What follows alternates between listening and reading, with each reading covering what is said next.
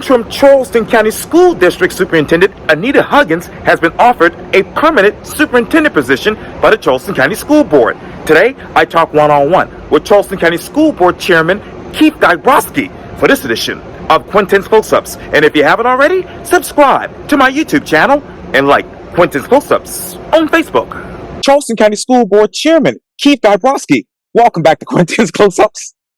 Yeah, I feel like I've elevated, right? It's a tough one because, you know, when you figure, when you're chairman of audit and finance, you know, you think like, oh, I'm a big dog. It's $1 billion, budget. But numbers are numbers. When you're chairman, your job is to basically moderate a group of individuals. You know, that's a tough job.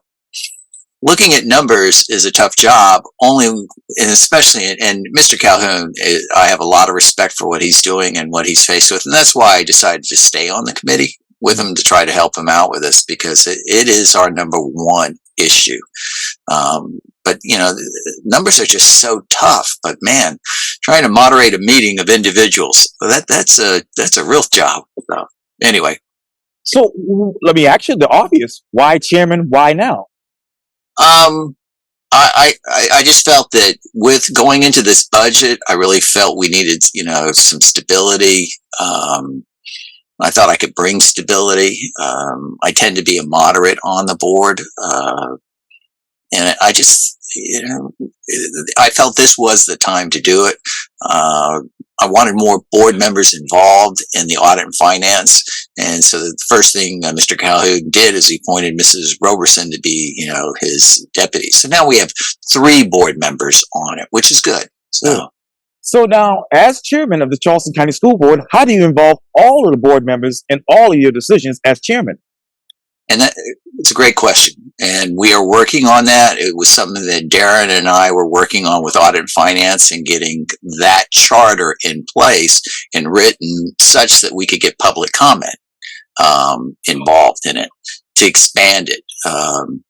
So he did a great job. We pushed that through. Now there is a public comment section on that charter. We just last night formed an ad hoc committee for the policy. So hopefully, and I think the board was absolutely correct, the next step is to set that policy as an ad hoc. They are charged with fact finding and putting up a proposal on how that should look. And so hopefully we will take the charter that we did with audit and finance, roll that in, adapt it to policy, and you'll see something similar posted or presented to the board for approval. And then we move on to strategic ed. Right. And then we move on to other issues. And eventually what happens is now you've got committees out there where every board member has a responsibility. The public has the ability to attend these meetings, you know, as part of the charter to that specific interest. And then we get rid of Cal. Now, of all these schools in Charleston County, why this charter? Why now, Mr. Keith? No, this is just it's a philosophy on how to manage a school board. There's no timing on this. Okay. You know, it was something that I learned working with Darren on our first year at audit finance. I mean, there are 2 ways to do it. Either you get all the boards involved, and you know, a lot of it was you know, the public coming out and watching, you know, giving the public more chances to be involved in it. 2 ways: sitting on as committee members, but also the public comment period during a committee meeting. Now, is it even feasible at this point to have any members from the public on this committee? It's always feasible to have as much support from, when you draft up the charter, if you look at our charter for audit and finance, we have somebody with IT experience. People have to apply with financial experience. So the people that are on audit and finance are a lot smarter than me about numbers on that committee. So when we make recommendations, when the audit and finance makes recommendations to the board, they're pretty, you know, they've been reviewed. And that process works well because then, you know, it's up to the board members to talk to audit and finance committee members, to watch it. And then if there are any real issues that they see when it comes up to the board, it's a better use of our time. They can raise those questions. Like last night, we had a consent item that was taken off because once we had voted, there had been some discussion about other information coming about the financial impact of that consent item. What do? We take the consent item off of the consent agenda, bring it back into strategic, open it up for further discussion, clarify the issues, and we vote. So what issues were clarified during that particular time period? It was a financial issue that had been raised by one of the board members to make sure that the board was 100%, sure that by splitting the two tax ID numbers or one tax ID number for the two schools into two separate schools, that we wouldn't be facing additional expenses at some point. So what are those expenses now, Mr. Keith? Excuse me? Yeah, what are those expenses right now for that particular charter?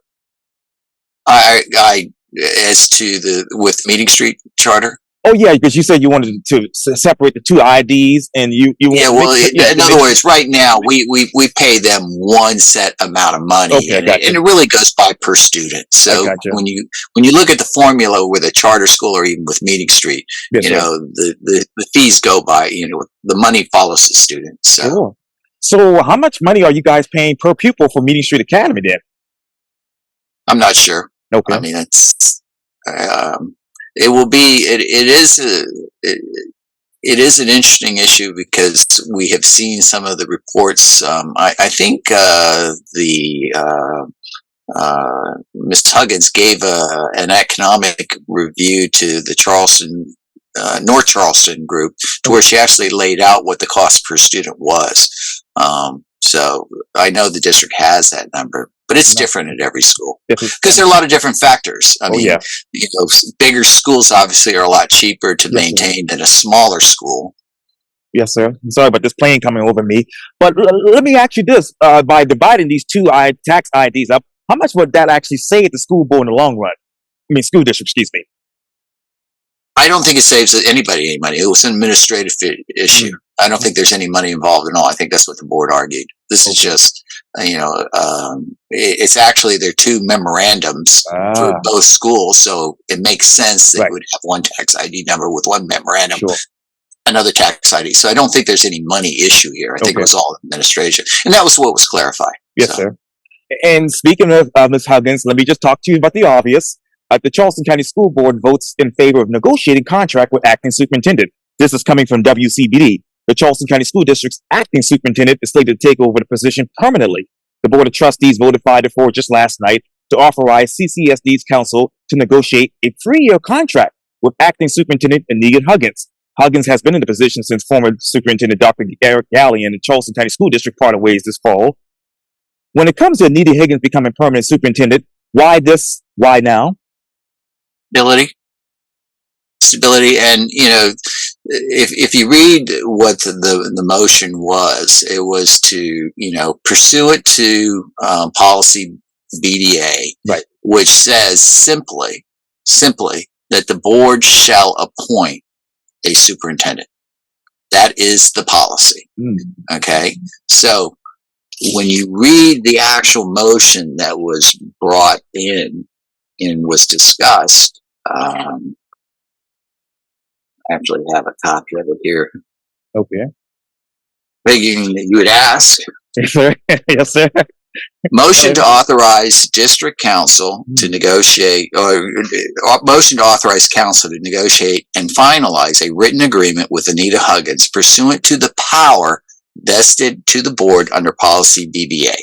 If you read BBA, the board shall appoint a superintendent. Okay, well, let me ask you this, Mr. Keith. Did Anita express interest in this job? I think everybody, expressed interest in this job. Yeah. How many people expressed interest in this job besides Anita? We did a job search. Oh, really? Was it advertised? No, not this time. When we did it for Dr. Gallion. Okay, so why wasn't it publicized? If you look back at the history of, Charleston County, and if you look at other districts, the preference is always to try to identify individuals within your district. That's the preference. And there is a precedent. Ron McNirt. Oh, yes. 1999. I remember that. Nancy McGinley. Right. 2007, Don Kennedy, Right. 2022. So there is, if you can identify somebody within the district that you think is qualified for the job. Miss Huggins had been the deputy superintendent for over a year.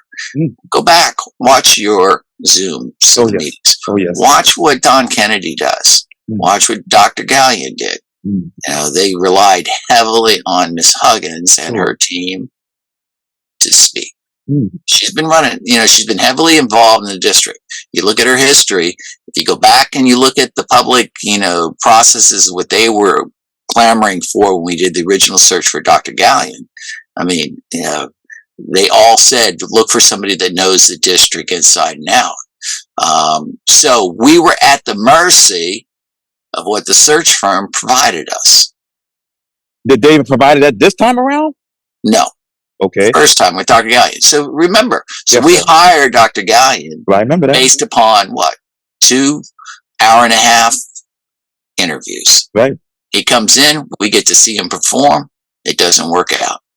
So, you know, I don't see how anybody can question. Nobody has questioned Mrs. Huggins' ability to do the job. Did she interview for this job? She has been interviewing for this job for a year and a half. No, did she apply for this? Did she interview for this particular position? There was no. Permanent. Okay. So let me ask you, Mr. Keith, what exactly are her qualifications? Ms. Huggins was the deputy superintendent for the last year. Deputy superintendent, by the way, the position is written, steps in the second the superintendent has a problem. So if you don't think that she's qualified to run the district, then she shouldn't have been deputy superintendent. Does Anita have a provisional license that you know of? I'm not. I know that the state has given her a certificate. You know, there are 2 ways, as I understand it, and I don't understand the process fully. Okay. There are 2 ways to obtain a certificate. You can go and take courses that will, you know, provide you with the qualifications to become a certificate. You can also be in the position for a certain amount of time, take certain other areas, and obtain a certificate. I know that the State Department has issued her some type of document that allows her to be a superintendent. And then I think there are certain other things to get the permanency of that. I really, you know, I'm speaking a little out of line here, but there are 2 different ways that you would get it. You can get it by taking a special course, you know, or one of your majors can lead you into that direction. Doesn't mean you're going to be a superintendent. Doesn't mean you were a superintendent. But because you took that course, you're allowed to take the test. Now, you can get your master's in something else, and then you're not allowed to take the test because that course wasn't focused on the superintendent certificate. So there, you know, there are all sorts of different ways to become a superintendent. So has she given you all a copy of that certificate yet? I just work with human resources with Bill Brigham. Oh yeah. He's a good guy. So how many schools has Anita turned around in her time as deputy superintendent? Well, I would argue that all of our advancements as deputy, I mean, everybody reports to her. Right. So, you know, she's had her hands in everything that we've done. So I don't think one person out of that team is responsible for turning around anything. It's a team effort. Now, you know, because you gotta give credit to these teachers. Sure. They're the ones that are doing it. Yes, sir. Okay. Yes, sir. What do? We heard them. We try to support them. But, you know, it's the teachers on the ground, which is why we fought so hard to give the raises. They're the ones. And that's what we need. That's why we increased the steps to 40. We need our veterans to stick around and do what's obviously working. I mean, think about it. Yes, you know, we're coming out of COVID. Our test scores are going up. COVID was, you know, I can't even explain to you how traumatized and how much we lost, you know, with these students. So,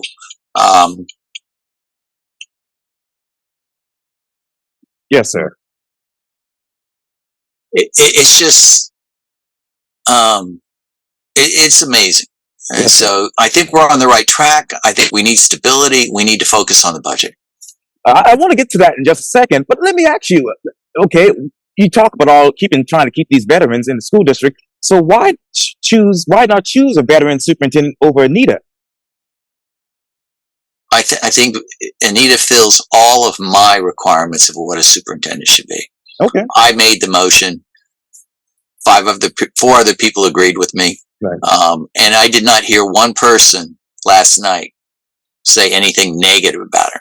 I heard a lot of people arguing about a process, right. but like Michelle Simmons, they argue about Michelle Simmons. I voted for Michelle Simmons. Okay. I asked them to follow the process. The process for an academic officer is laid out. It's a written process that they have to follow. There is a process. I read to you what the process was for the board Right. in hiring a superintendent. But there's another process for cabinet members that they have to follow. That's at a different level. And hopefully we can get away from this now, of the board being involved at this level. I mean, I hope never to see another, I hope all that happens in the future is that, the superintendent, who that may be, comes into the board, if I'm still there, and says, this person is the person we should hire. Bingo. You hire them. Why is this board so involved with politics versus trying to govern the school district? I think, I actually think, when we went and hired Dr. Gallion, it was very clear to him that this resolution was in place. It was very clear that he was going to look and listen for 100 days before he made any movements. So I think the resolution had absolutely no effect. If he wanted to hire somebody, all he had to do is come in and say, I want to hire that person. I mean, so, and that was the interesting issue. I mean, when he tried to hire somebody, we said no, and he went ahead and still tried to hire the person. So, Okay, so what was that timeline when you all told him no, but he still went ahead and hired this person anyways? I know when I became actively involved in it was like in July. I'm not really following what's going on because I'm trying to focus on other issues. Sure. But it was even earlier than that. Wow. So, Yes, sir. it just, that's over and done with. We need to move forward. Right. So, let me ask you this. Did he actually have the authority to do all of this, even though he was superintendent? No. Okay. We didn't give him authority. Okay. Let me go back to Michelle, because I know obviously she had to interview twice with external sources for the job. And obviously Anita didn't have to interview for her job. So different apples and oranges. I understand. Well, do you feel that's good governance, though? I hope we get past this to where the superintendent and the district can do their job and they can follow their policies, Yes, sir. and that the board can do their job and follow their policies. That's where we need to get back to. And that's what I hope to accomplish. And I got two more questions on this, Mr. Keith. But let me ask you, you talked about obviously that written agreement that you had for Anita. When was that written up or drafted? We haven't drafted up any agreement. Okay. All we did was authorize council to do that. Yes, and that was the issue. There wasn't one. Oh, wow. Now, I mean, in other words, she took over the position because she's deputy. Sure. No superintendent. Right. Deputy takes over the job. The time is you've got to come up with. So when you think about it, all we were talking about was time. Right. And now money. That's all. That's all we were talking about. So, I went in. There were other options offered up, which, this was done in an executive session. Right. You can't the one that came out, the motion I made was for 3 years. 3 years. Why 3 years versus 4? I think, look, I'm willing to listen to people. And I think during the Michelle Simmons argument, I would have argued, let's just do it for 1.5 years. I made that argument. I listened to what my fellow board members said. They said, no, we got to give her 3 years, because 3 years is what you need to really be able to get in and turn it around. I agreed with them. So I've then voted for her. And how much time? Well, I want to ask you this too. Going back to that May 18th vote, vote. Will you all lift that May 18th vote now that Anita will become permanent superintendent of Charleston County Schools? I think it needs to be lifted. Yeah. Okay. That's not. Remember, I'm only Yes, sir. one board member. Yes, I understand. Quintin, remember, one board member. And incidentally, I just ran into Pam a few minutes ago here on Lower King and said hello to her. But let me go over to something else that has kept you in the news recently, as you know, is and this is coming from WCIV, the Charleston County School District's private talk at Moms for Liberty meeting sparks protests. Protesters gathered at a Moms for Liberty chaplain meeting Thursday night after it was announced the Charleston County School District Board of Trustees Chair Keith Grybowski would be speaking at the meeting. Grybowski told Channel 4, "You will be speaking about your experience as a school district trustee and the budget challenges the school district faces." However, of course, the Moms for Liberty meeting was closed to the public and the press, leaving many community members, as they told Channel 4, feeling frustrated. Let me ask you this, Mr. Keith. Did the board know that you were going to actually attend this particular meeting? No, of course not. Did you go to that meeting as a public servant or as a private citizen? I went to the meeting as a representative of District 1 and my board, position, because I'm talking about my board experience. I also went, yes, sir. And the if you can say there's never any bad publicity. I mean, the one thing the publicity about my speaking at that meeting highlighted was this one document that we've been trying to get out to everyone, and that was the document of the ELA schedule. Because if you look at the only thing I could talk about was that one document, because that's the only document I know of. And my job is to get that word out to all the parents that, hey, the open houses are going on. They started on, on January 16th. Right. You need to be finding out from your schools if you want to be active in looking at this material. It also says we have a January 30th meeting at the presentation down at the district. You need to know about that. So I really appreciate the press, even though they were trying to say, there was some, I don't know, reason I was going to talk more, but the press did a good job, even though it was through the Moms for Liberty controversy, in putting that out. I saw more, news reports that laid that out in that same story. So it accomplished a very good thing in getting the notice out. I mean, I talked about the budget, and I talked about my experiences being on the board. What are the ELA challenges right now in District 1? What are the ELA challenges in District 1? The ELA, the state has vetted certain curriculums. This is what I know. Yes, sir. And I can't wait to go to an open house. I've yet to go to an open house yet to see what is being presented. So the state has vetted certain curriculums, and they pay for the books, and they've provided us with samples of these books. And parents are now allowed to go in and see these are the approved books. I think there's I may have my numbers mixed up. There may be 3 for elementary, 2 for middle, or 2. It's 2 and 3, something like that. But there's more than one, and the books will be available for parents, teachers to digest and work, and then give their comment. And then, as I understand it, there will be a committee that will take in all this data, and then they will present it to the board and say, this is what we recommend.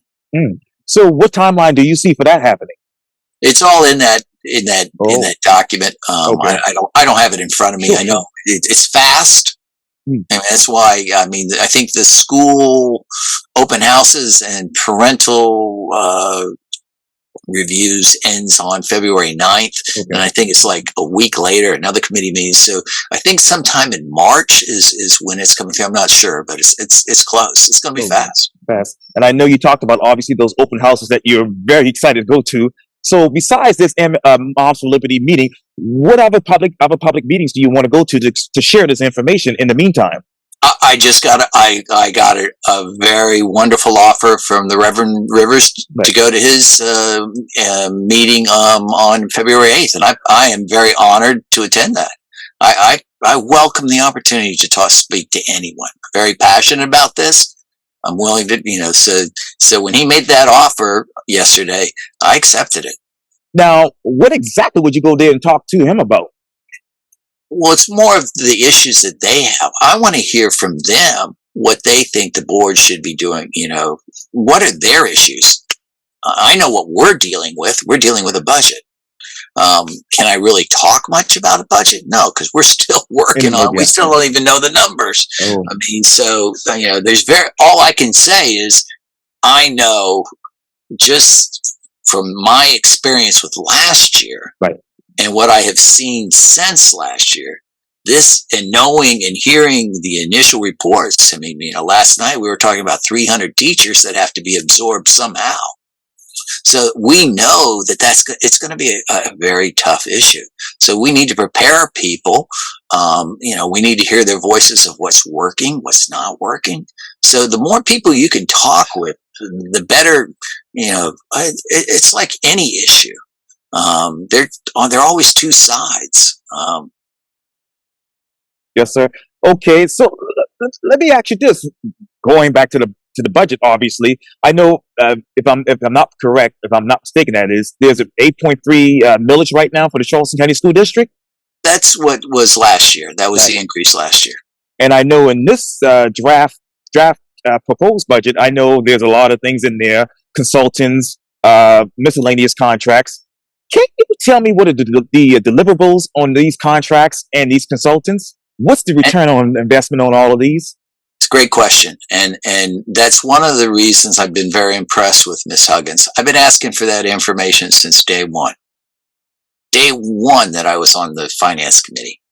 We knew that was going like, you're spending all this money.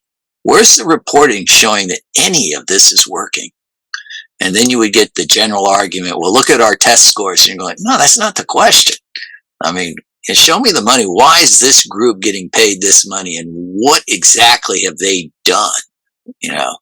So the district, since Ms. Huggins has been involved, has been embarked on this impact study, right? Which we talked about, last night. Saying, hey, we want to see this. In fact, I want to see the worst case scenario. And Mr. Calhoun is correct. I mean, we need to only work with 3 or 4 models. But the one model we need to start with is, let's see how bad this really could get.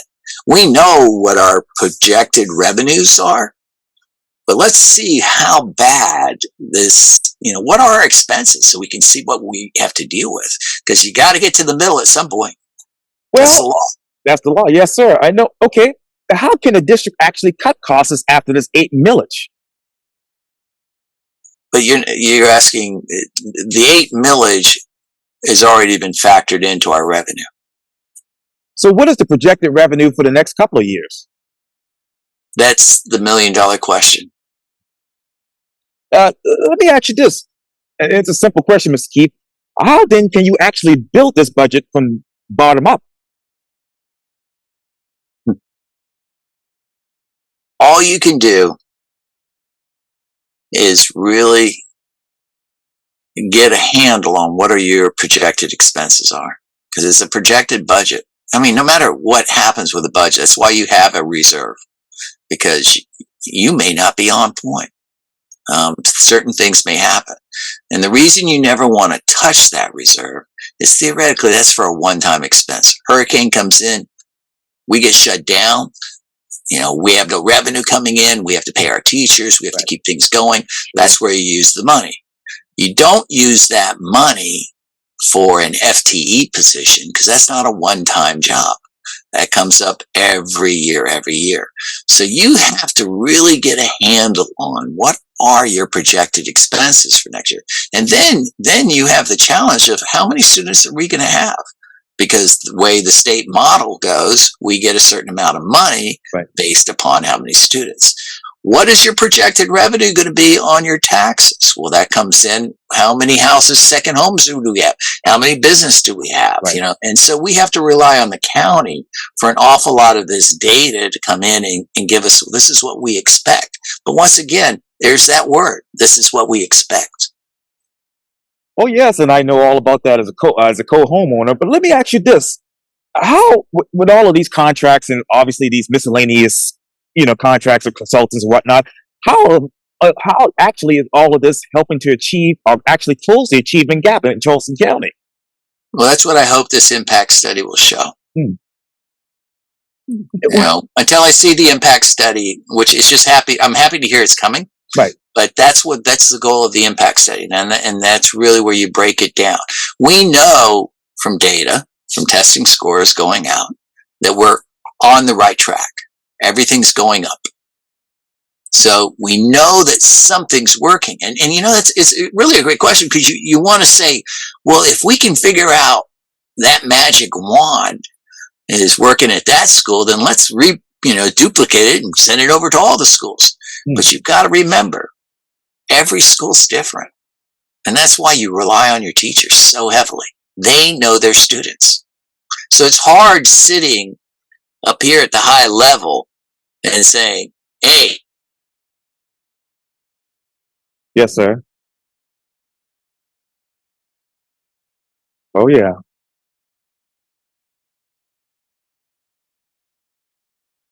One thing's going to work. It's not. Right. So where exactly are test scores going up in District 1? Where are the District 1 test scores going up? Yeah, exactly. Where's the uptick in District 1 in East Cooper? They're all going up. Everybody's going up. Is the real question is because you're talking about achievement gap versus schools that the achievement gap's not that high. So the Mount Pleasant schools are testing pretty high. And look, the goal is that every student is reading at grade level, and we're not there. There's not a district that every student is reading at grade level.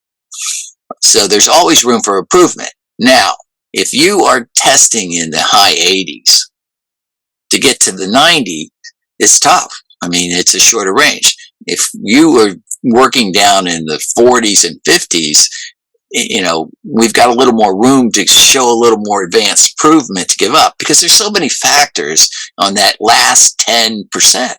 Because, you may have special ed students in there. You may have, newcomers that are coming in there. I mean, I'm amazed with the program I saw for the first time in North Charleston, the newcomers program, of all of the new kids in the languages that they're faced with. They had a kid that was speaking Swahili. They had one that was speaking Russian. A lot of kids that were speaking, Spanish from Guatemala. And it was amazing to me that, their Spanish wasn't very good.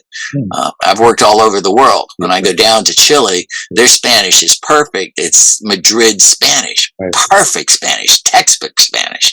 I go into some of the other countries, and now you're getting into a little of the slang in there, and it's hard to understand them. And then, get a Brazilian, and they start talking Portuguese. So that's 60% Spanish. So the challenges our schools get with these newcomers is amazing. And the job they're doing at North Charleston is phenomenal. Absolutely. So what achievement factors are driving these test scores up? That's the teachers. It's the hard work by the teachers. I mean, I gotta give everything to the teachers.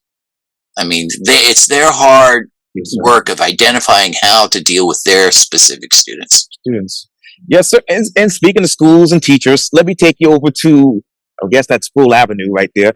But obviously the delayed open of Malcolm C. Hersey Montessori School, which finally was opened just recently. This is coming from WCCIB. Malcolm C. Hersey Montessori School was originally set to open at the beginning of the school year in August of 2023. And of course, they had a slight delay as far as opening the school. And I'm sitting here right now asking this question, Keith. When was the certificate of occupancy given for Hershey? I'm not sure about that. I know the school had a lot of delays, as a lot of construction companies are going. I mean, we've got a parking lot. I know of a couple of parking lots that they've got everything in place with the exception of a gate. Right. And the gate's been on back order for 4 months. So whoever saw that a gate for a parking lot was stopped. So a lot of the problems that Hersey ran into, I have a lot of respect for that department. Jeff Bowery and his group do a phenomenal job. That's unfortunately it is what it is. So with all of these issues going on, Mr. Keith, why not push the opening back to, say, February of this year? Well, as I understand it, they're open. Well, I mean, I'm just saying in hindsight with all of the issues. Yeah. I have to, and you see, and this is where you have to rely on staff, Hmm. and this is where the board needs to get out of these type of issues. What we need to be doing is there something that that we can help out with to pursue the matter? And a lot of that, as I tell my constituents, is I'm your voice. I mean, if you're not getting an answer, make me get the answer for you. That leads me to my next question, Mr. Keith. Why the lack of communication from 75 Calhoun Street? I don't think there's a lack of communication. I think sometimes it's easier to be on the outside and looking in. So I have not seen, you hear it. My emails have dropped off. Thank you. Thank you. I appreciate it. Yes, sir. Yes, sir. There are many nights sitting there reading emails. Wow. This is a big district. It's a $1 Hmm. billion budget. Yes, There's sir. 6,500 employees. I mean, it's big. It's a big company. So there are going to be holes, and the Wow. question is, we got to fill the holes. And so, Okay. if you don't know about the hole, you Yeah. can't fill it. Yes, sir. And going back to that budget, why not hire general counsel to take care of all of these contracts and all of these consultants and sift through all of that with the general counsel?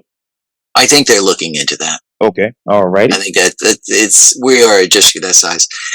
I'm going to have to get Yeah, off. I'm at me too. Yeah, yes, sir. I'm running out of time actually. But Charleston County School Board Chair Keith Grybowski, thank you for your time. And again, Anytime, welcome back to Gwen. Quintin's Close Up. I'm there. I Thank you appreciate very it. much. Thank you.